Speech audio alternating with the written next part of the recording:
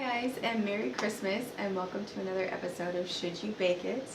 And for today's episode, we are going to do something new from someone I haven't watched that much, but I've seen enough of her.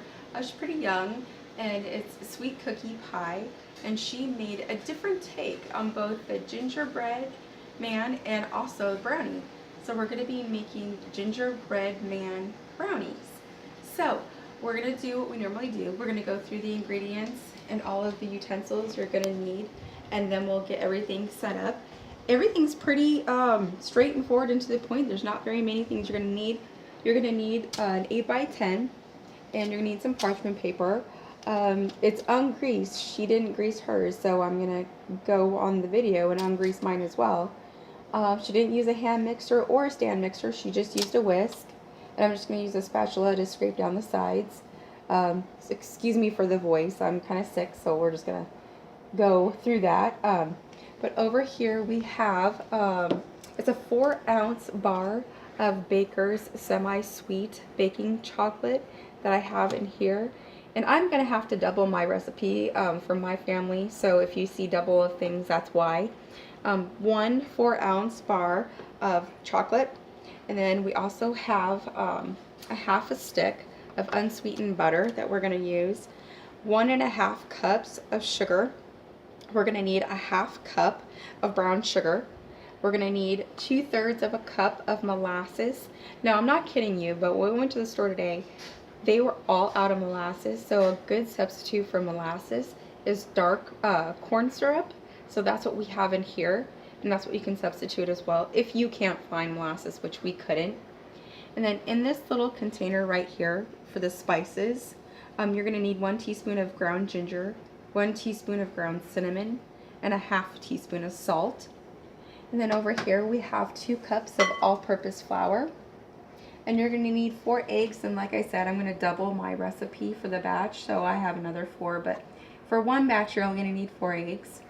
And you're going to need a gingerbread man cookie cutter, and this is just the one that I found. She used a plain one, but I kind of like the one with a little bow. Plus, he was the only one left that I found today. Serves me right for going out and looking for crap on Christmas Eve. There we go.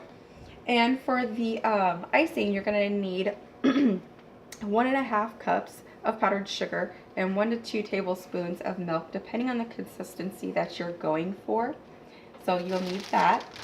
And then in her video for her decoration, she used red and green M&Ms and also gold stars, and I couldn't find those as well either. So what my daughter and I, we found these cute little candy canes, and then we also found these adorable dots, sequins I guess is what she's calling them. So we're going to use those for the buttons. So you can use whatever you want to use. Those are just what we found. Again, serves us right for going out on Christmas Eve. So we're going to go ahead and get set up. And the first step is we're going to place our butter in with our chocolate, and we're going to melt these. She suggests for a minute in the microwave together. And then we'll be back. Okay, so we're back, and we've just melted our chocolate and our butter. And it is beautifully silky. And we are just going to go ahead and add our white granulated sugar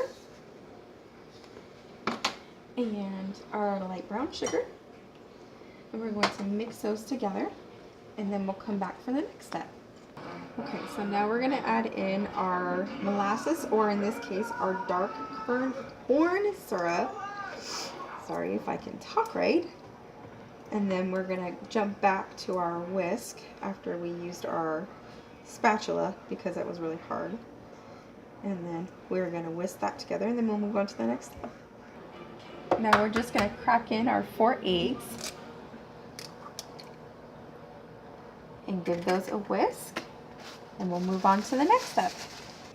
And just funny notation here, as I'm whisking these eggs in here, when you add your molasses or your dark corn syrup, whichever you're using, when you're adding your eggs, it's a little hard to get them fully combined because they want to slip away from you. My daughter and I, we just kind of noticed that as I'm trying to whisk it all together. And my dad goes, "Are you sure you want to whisk it?" And I said, it's a pretty whisky business. It's a little holiday humor for you. But They are. They're just slipping. So I just wanted to show you guys that, just in case you're like, wait, they're not incorporating. But it's just because of the molasses or the corn syrup, because it's slippery. So give it some time and some elbow grease and it'll come together. Okie dokie, so now onto our dry ingredients. We are going to add in our 2 cups of flour. Make sure we get all of it. Look at that little sucker hiding in there. Get, haha. And then we got our ginger, our cinnamon, and our salt. Make sure all those happy campers get in there. And then we'll give those a good mix. And then we'll move on to our next step. Okay, once we are done, we are just going to pour it into our 9 by 13 dish that we have lined with our parchment paper. Now I went ahead and sprayed mine. She didn't say to spray hers and she didn't spray hers, but I'm kind of leery about that. I want these guys to come out, so I went ahead and sprayed mine. And I'm going to go ahead and pour these in. And now I have to be this way, sorry guys. Okay, so we have our oven preheated to 350, and we are going to bake these anywhere from 35 to 40 minutes, and then we will come back. Okay, so here they are all done. I have to say, honestly, I'm not a huge fan of this one. Number one will be the 9 by 13 pan. If you can see the thickness of them, I think, honestly, it is a way too thick batter. I don't know, batter, pan, I don't know, ratio. It doesn't work. It doesn't work, as you can see from the scraps too.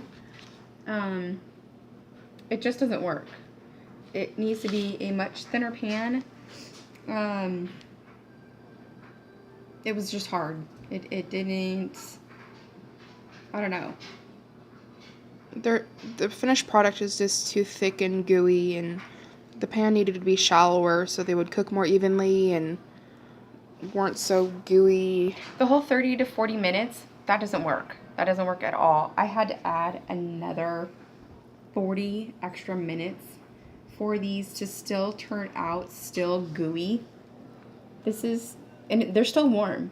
And this is, you know, and I know a lot of people like their brownies still gooey, but I mean, I do too, but it's too much. It's almost gross. Because if I can pick this up and go like this, oh, that's not right.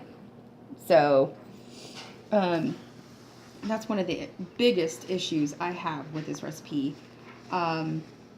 Another issue I have was probably with, gosh, there's so many. I'm sorry, guys. I'm trying to think here. Well, one thing I changed, I guess I could say, when it comes to doing the icing, she just added milk to some powdered sugar. I actually added some creamer, some cinnamon vanilla creamer in that, and that's something that you guys might want to try too. So this is cinnamon vanilla mixed with the powdered sugar, just to add some more holiday spice into the gingerbread, you know. So that's probably some cool things. And like I showed you, I mixed it up with decorations, the buttons on them. You know, they're holding some candy canes and that type of thing. And I know they probably look a little wonky, but, you know, as you can tell, it's just really thick. They were just very difficult to work with and punch out. And if, Brittany, if I can have you come over here and show them what I did, is, like I told you, I was doubling the batter. I made an extra one. This is a very thin bar sheet tray that my mom has, and this is going to end up being much thinner, and I think these are actually going to turn out much nicer as opposed to the 13 by 9 that I used here. So that's one big flaw about this, but you know, to each their own, whatnot. So that's kind of my review on this, and that's how I think they turned out. But you know, it's, I guess that's part of doing their reviews, you know. Should you bake it? You know, I'm sure for the brownie lovers out there, hey, go for it, you know, it's all you. But I'm sure these ones are going to turn out much better because they'll be much thinner and easier to work with. But that's it for this episode of Should You Bake It? Merry Christmas to all of you. Thank you guys for watching.